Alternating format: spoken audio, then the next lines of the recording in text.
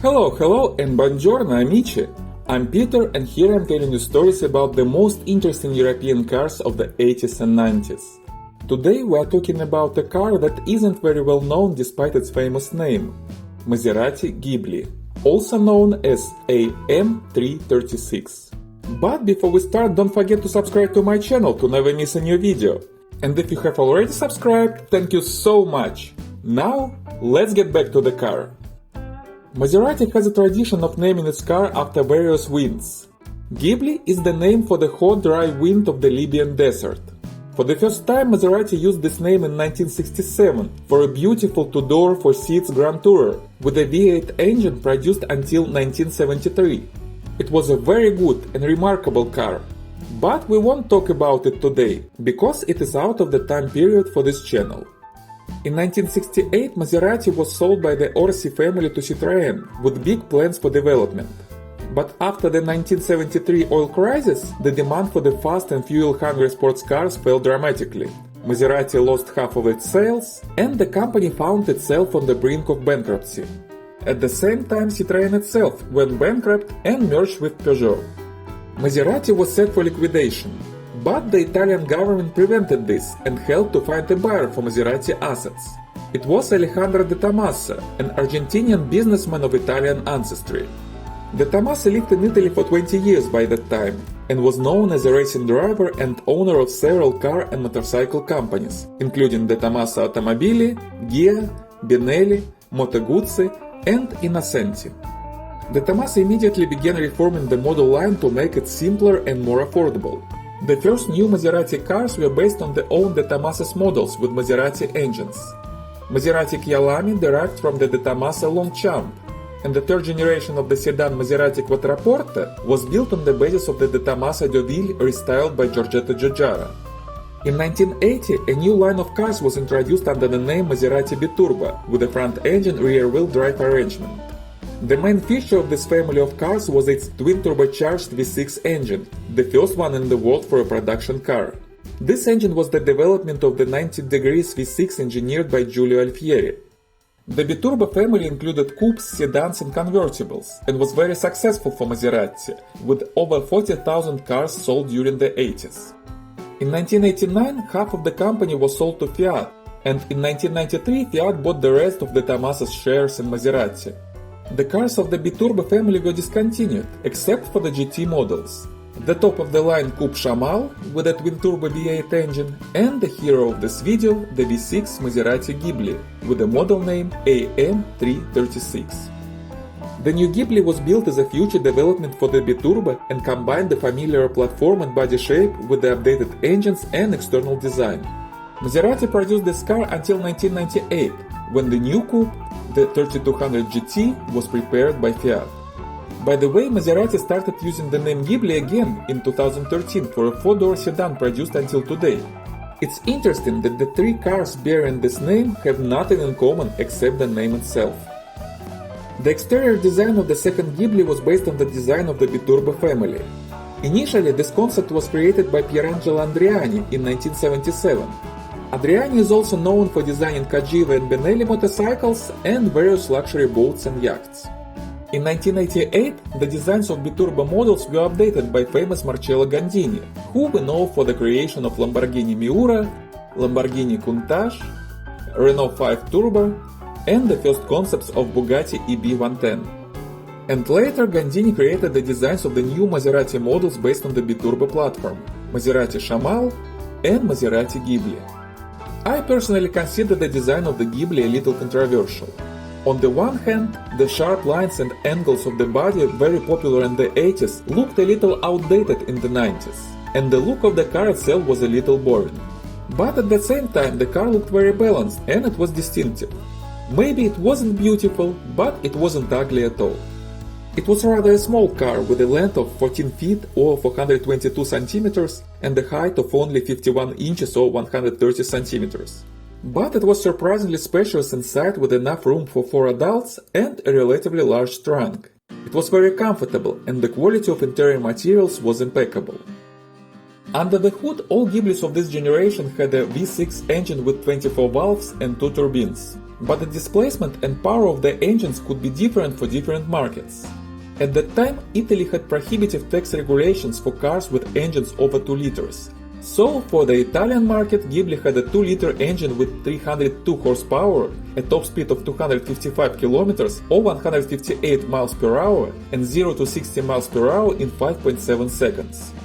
In other markets, Ghibli was sold with a larger 2.8-liter engine, but this engine was actually weaker than the first one, with 280 horses, a top speed of 250 km or 155 miles per hour, and 0 to 60 in 6 seconds. Still pretty fast though.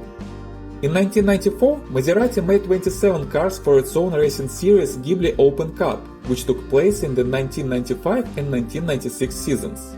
By different sources it was 25 or 23 cars, but I will stick to Italian sources that say that it was 27. These cars had more powerful engines with 325 horses due to increased pressure of turbines, better fuel pump, updated exhaust, and specific mapping of the ECU. In 1996, Maserati made a road version of these racing cars under the name Maserati Ghibli Cup.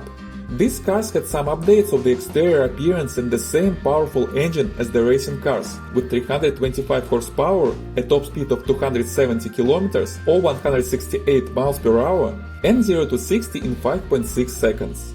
At that moment, this was the car with the highest power to liter ratio for the road car in the world. With 163 horses per liter, it produced more power than Jaguar XJ220, Bugatti EB110 or Ferrari F40. Again, different sources give different production numbers for these cars. English Wikipedia says that there were 57 of them made, but Italian sources tell that it was 60 plus 25 right-hand steering versions, meaning 85 altogether. In addition, another 4 cars were made with the same appearance, but with the weaker 2.8 engine, one of them with the right-hand steering. Maserati made another couple of special versions of Ghibli, Ghibli GT in 1995 and Ghibli Primatist in 1997. The Primatist was made to celebrate a world speed record on the water of a speedboat with the biturbo V6 engine from the Ghibli Cup. Those cars were available only in special ultramarine blue color with the interior trimmed in two-tone blue turquoise leather. Both GT and Primatist had standard 2-liter engines with 302 horsepower, so the difference from the other Ghiblis was only visual. From the start, the cars with 2-liter engines were paired with 6-speed manual transmission, and 2.8-liter cars had 5-speed manual transmission. But starting from 1995, the 6-speed manual was used with both engines. Also, a 4-speed automatic gearbox was optional for all cars.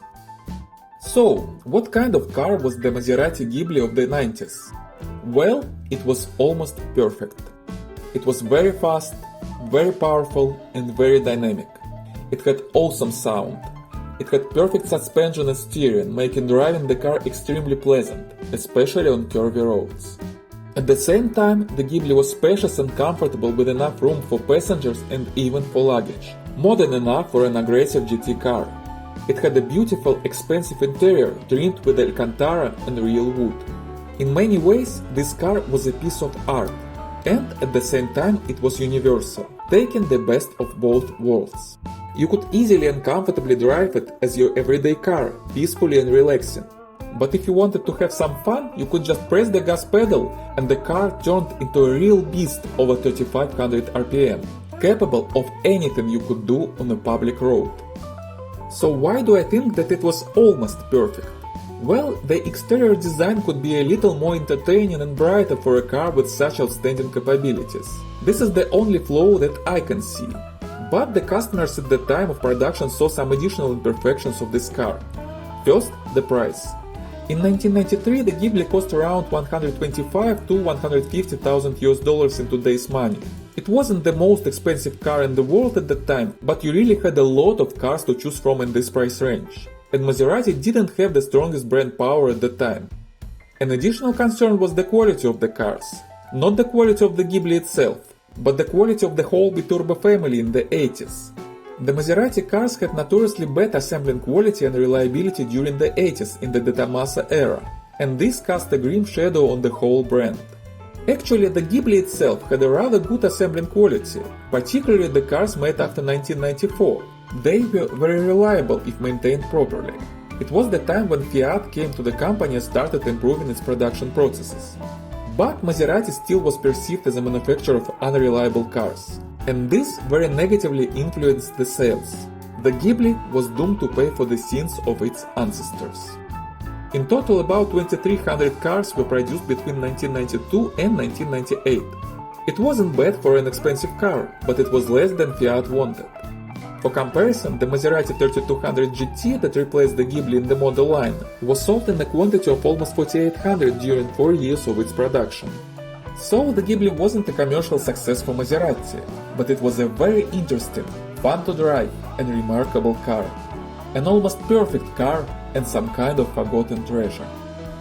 This generation of Maserati Ghibli was never sold in the United States, but almost all these cars are older than 25 years now, so you can legally import them to the US from Europe.